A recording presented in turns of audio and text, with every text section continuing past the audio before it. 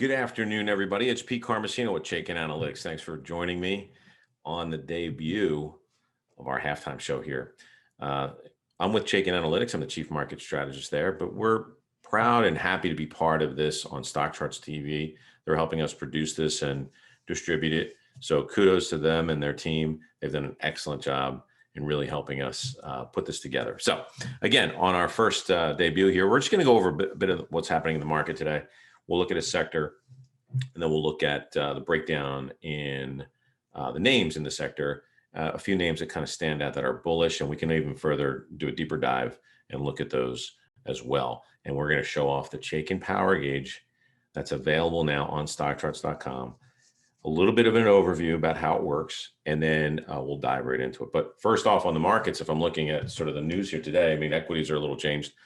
We're narrowly mixed on Monday, midday trading after finishing a massive week yesterday. What I keep seeing is we keep hitting support and resistance levels almost perfectly in some cases. And one of the resistance levels that was we pointed out last week was 44.15 on the S&P on the index itself. And lo and behold, not only did it hit there, but it's having trouble getting through there today. So it's kind of meandering around that number. And next levels up there are as high as 44.30 and even 44.60. So again, as this progresses, we're starting to see less concern about inflation.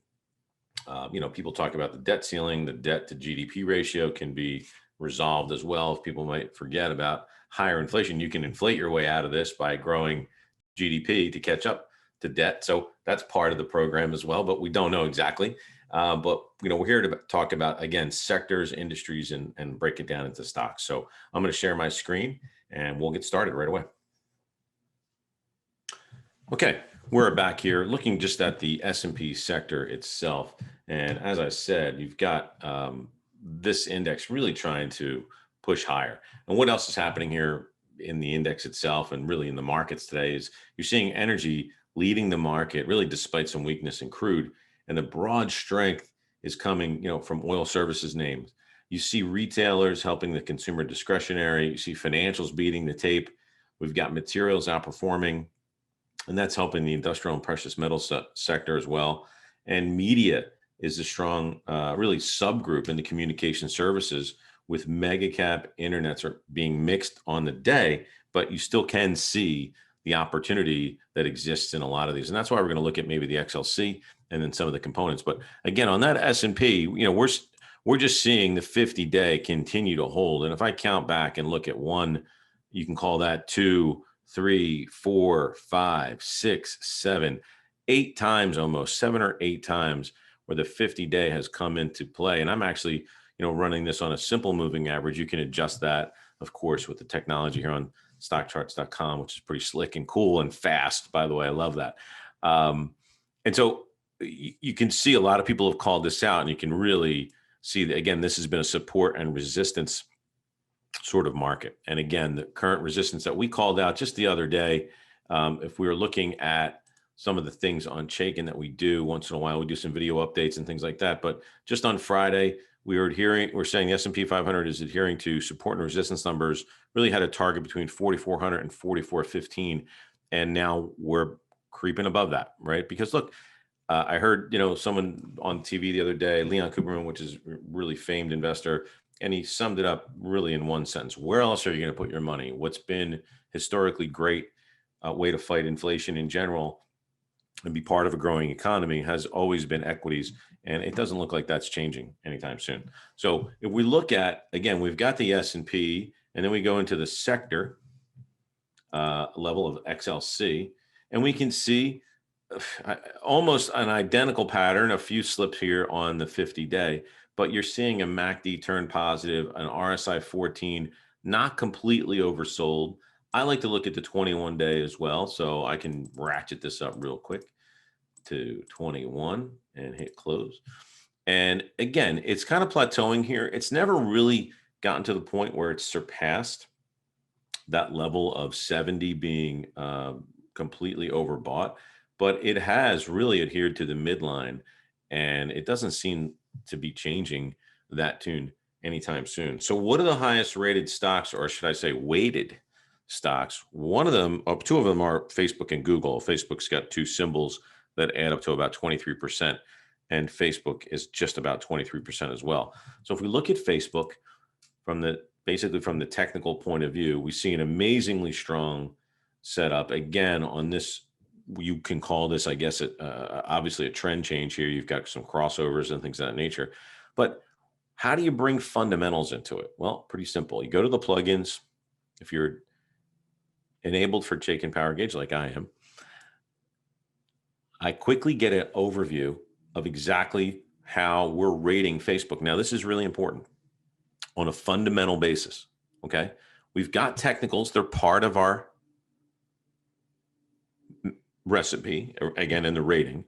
And we've got a lot of other things in here, things like, debt to equity, price to sales, price to book, things of that nature, cash flow, that a typical investor would be looking at from a fundamental basis. That's how Mark created this, right? And if you get on here and you're not sure, you can click here and I'm going to open a new tab, go to Chaikin Analytics, our website, and go to the Power Gauge factors, right? And this is what I wanted to go over quickly, is there are 20 factors, right? In here, you see the top categories: financials, earnings, technicals, and experts. But underneath those are 5 more categories, subcategories of each section. And there's that long-term debt to equity, price to book, price to sales, return on equity, things of that nature. This is just a representation of the Power Gauge, not representing Facebook.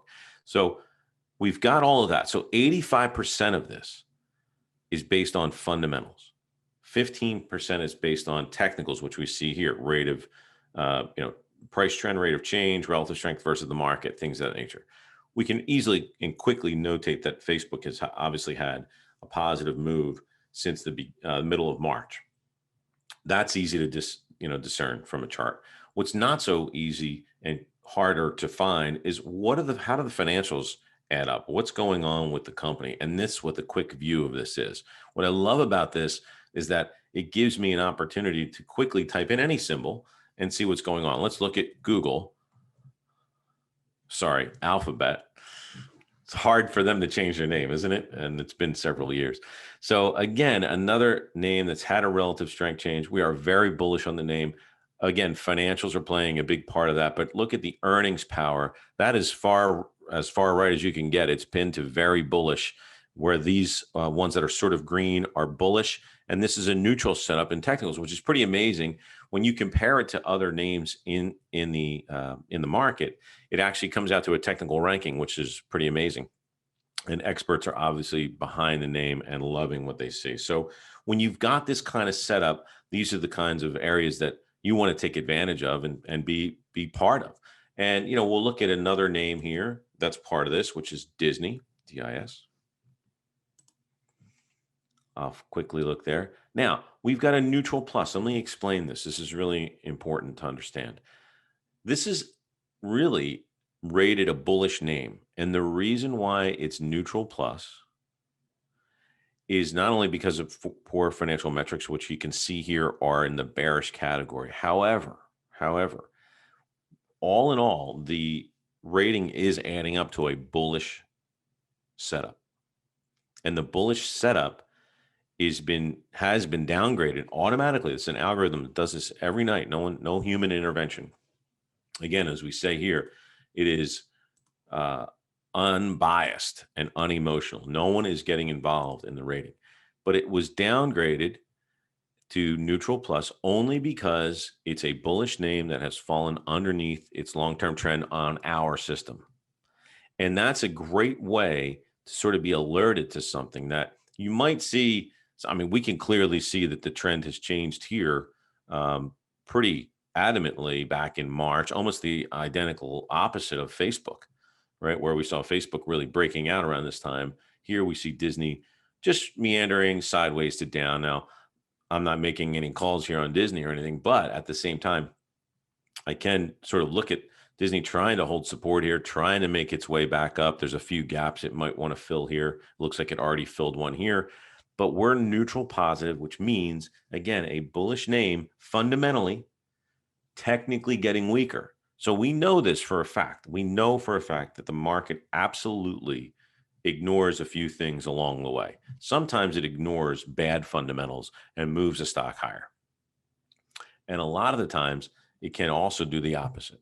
And sometimes some folks in the market might call those value traps. And that could be true. It could be true. I'm not saying that's true for Disney. What I'm saying is that when you have a rating that talks about fundamentals, it puts you sort of, again, the weight of the evidence in your favor. So if you've got a weak name that is coupled with a weak trend, it's probably a time to avoid it. Now, as this changes and support looks like it's holding, and you get some sort of confirmation on the upside from an RSI standpoint, you can use MACD. There's several ways you can use the system on ACP, which is pretty amazing.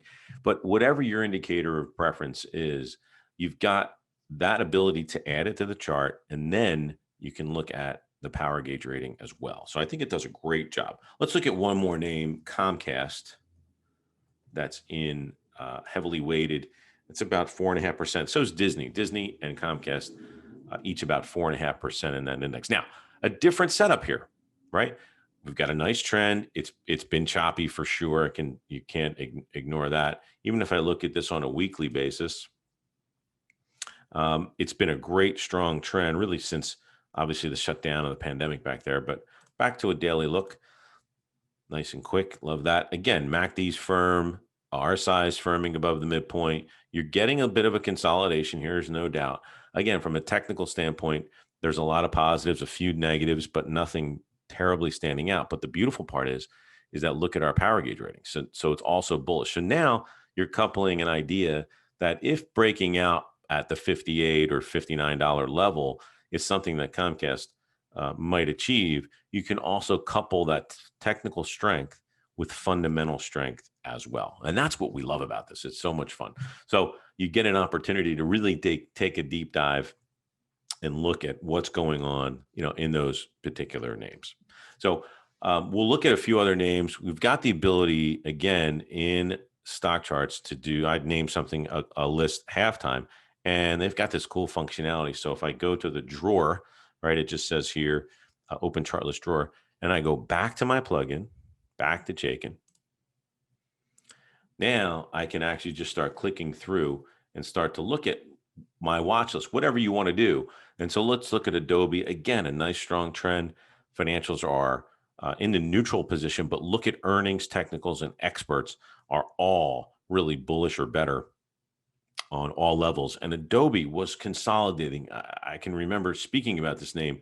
Look at the consolidation here and back and forth, back and forth. We can go look at our rating real quick. I'll pull it up on Chaikin just to show you what we were doing on it over that time frame. And we were neutral, bullish, neutral, bullish. We were back and forth with this range-bound name. And so when you see that and you've got relative strength starting to firm up, which it did back around June, I go back to ACP. I can see that happening right here, right around these moving averages of 50 and 20-day moving averages starting to cross. Interesting setups. But again, we turned bullish. The technicals got better, and that put another piece of evidence on your side. Thanks, everybody. I really appreciate it. It's been awesome here on the debut of Halftime. I hope you've learned something here today about not only the power gauge, but how it combines technicals and fundamentals, and then the ability to use that inside of StockCharts.com ACP platform, which is super slick. I love it. I can't say it enough how much I love it. So, we'll look at what's happening here week to week. Thanks for tuning in on the Halftime, and we'll be back at you next week. Take care. Hey, Grayson Rose here with StockCharts. Thank you so much for watching. I hope you enjoyed that video. If you did, consider giving it a like down below, maybe leave us a comment, and if you're new to the channel, you can subscribe at the link up above. We're gonna bring you daily content from an incredible collection of technical analysts and financial experts.